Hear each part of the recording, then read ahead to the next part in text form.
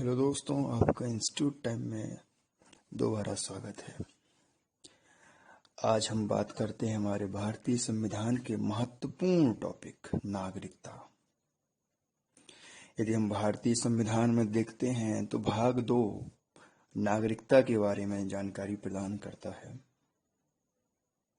हमारे संविधान निर्माताओं ने जब संविधान का निर्माण किया तो उन्होंने नागरिकता से संबंधित कई उपबंध किए कि किसे भारत का नागरिक माना जाएगा, इसके लिए क्या नियम और शर्तें होंगी। तो आज हम उन सब जानकारी को अच्छी तरह से जानेंगे कि किस तरह से नागरिकता हमारे संविधान में वर्णित की गई है। प्रथमतः यदि देखते हैं तो हमारे संविधान में एकल नागरिकता की बात की गई है कि यदि आप भारत के नागरिक हैं तो आप भारतीय संविधान के तहत एकल नागरिकता की व्यवस्था के अंतर्गत आएंगे।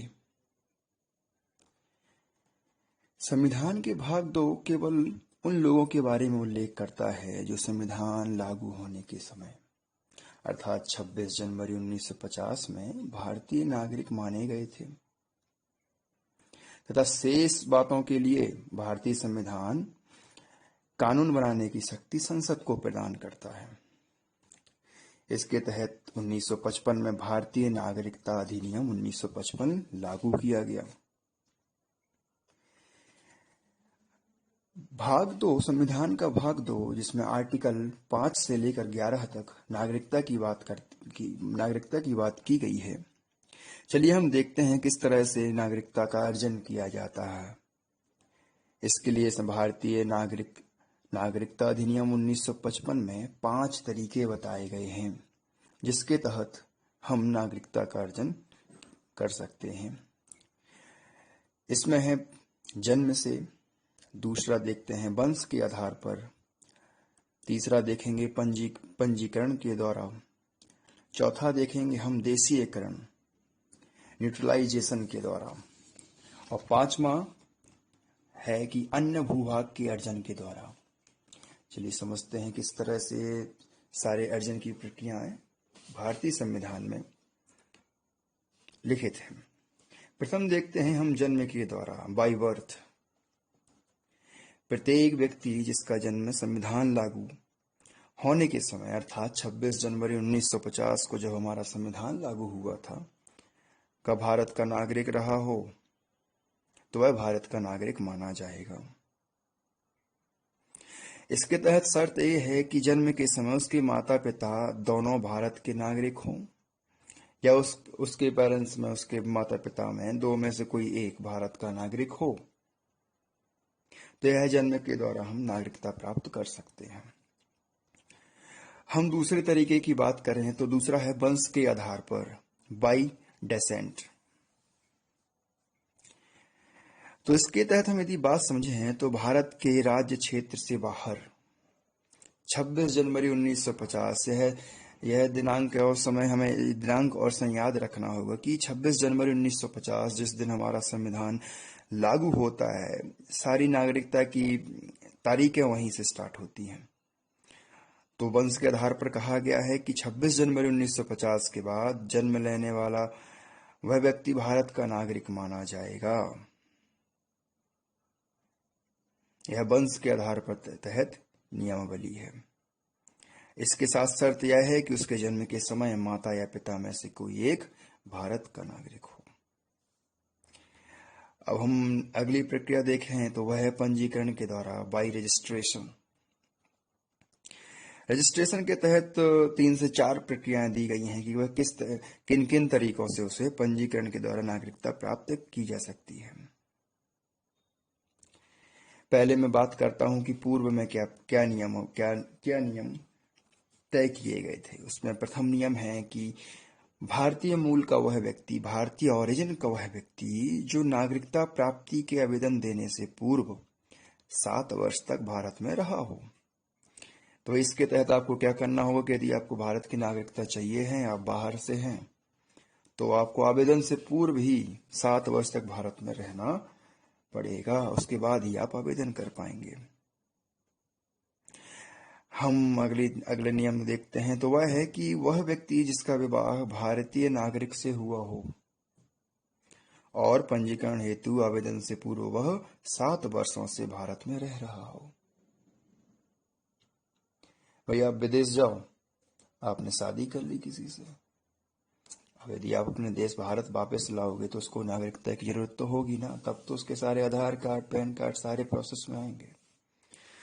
तो इसके लिए पंजीकरण नियम के तहत बात की जा रही है कि यदि किसी अन्य को भारतीय नागरिकता चाहिए हो तो उसे पंजीकरण से पूर्व 7 वर्ष तक भारत में रहना होगा। उसके बाद ही वह पंजीकरण की विधि के द्वारा नागरिकता प्राप्त कर सकता है। अन्य देखते हैं कि इसमें भारतीय नागरिक के अवयस्क बच्चे, ऐसे बच्चे जो विदेश में तो पैदा हुए हों, जिसके पास नागरिकता नहीं हो पर उसके माता पिता भारत के नागरिक हों और उनके बच्चे अवयस्क 18 वर्ष, हमारे यहाँ वयस्कता की उम्र 18 वर्ष है, तो 18 वर्ष से कम के बच्चों की नागरिकता के लिए उनके माता पिता का भारतीय होना अनिवार्य है। या फिर देखते हैं अगला नियम, तो वह कहता है कि राष्ट्रमंडलीय देश के नागरिक जो भारत में रहते हों या भारत सरकार की नौकरी करते हो। राष्ट्रमंडल देश वह देश हैं जहां पर ब्रिटिश कॉलोनियां निर्मित थीं, तो वह देश भारतीय, वह राष्ट्रमंडलीय देश कहलाएंगे।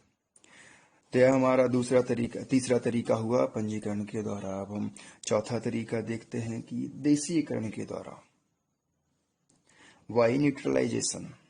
किस तरह से हम देशीकरण के द्वारा भारतीय नागरिकता प्राप्त कर सकते हैं, इसके बारे में चर्चा करेंगे। तो इसमें कहा गया है कि जो व्यक्ति राष्ट्रमंडल देश का निवासी ना हो या फिर भारतीय मूल का ना हो, उसके तहत ये प्रक्रिया की गई। उस व्यक्ति के लिए की गई जो राष्ट्रमंडल देश का निवासी नहीं है या भारतीय मूल का निवासी नहीं है, तो उसके लिए यह नियम है कि वह भारत सरकार देशीकरण का प्रमाण पत्र प्राप्त करके वह भारत का नागरिक हो सकता है। तो उस व्यक्ति को क्या करना पड़ेगा कि उसे भारत सरकार के द्वारा न्यूट्रलाइजेशन का सर्टिफिकेट प्राप्त करना होगा। सर्टिफिकेट मिल गया, वह भारत का नागरिक घोषित हो जाएगा। इसके लिए कुछ शर्तें हैं कि भाई यदि आपको इस न्यूट्रलाइजेशन, इस देशीकरण प्रोसेस का उपयोग करना है तो किस तरह से करेंगे। तो शर्त यह है कि उसे भारतीय संविधान की 8वीं सूची में वर्णित 22 भाषाओं में से किसी एक भाषा का ज्ञान होना चाहिए। जो 8वीं सूची में हमारी राजभाषाएं हैं, जो 22 राजभाषाएं हैं, उनमें से किसी एक भाषा का उसे ज्ञान होना चाहिए। तो यह है देशीकरण के लिए प्राप्त शर्त कह सकते हैं इसे। और हम अंतिम तरीका देखते हैं कि अंतिम तरीका क्या है नागरिकता प्राप्त करने का, अर्जन का। तो वह है कि अन्य भूभाग का अर्जन, इनकॉर्पोरेट ऑफ अदर टेरिटरी। यदि भारत सरकार किसी क्षेत्र को, किसी विदेशी क्षेत्र को अपने भारतीय भूभाग में शामिल करती है तो उस भूभाग में रहने वाला प्रत्येक व्यक्ति भारत का नागरिक स्वतः ही घोषित हो जाएगा। वह स्वतः ही भारत का नागरिकता प्राप्त कर लेगा।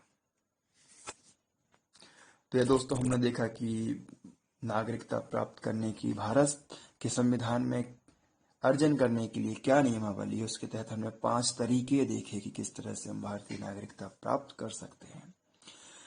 थैंक यू दोस्तों, फिर मिलते हैं हम कुछ नया टॉपिक लेकर। आप वीडियो देखते रहें, पसंद आए तो लाइक करें, सब्सक्राइब करें। Thank you.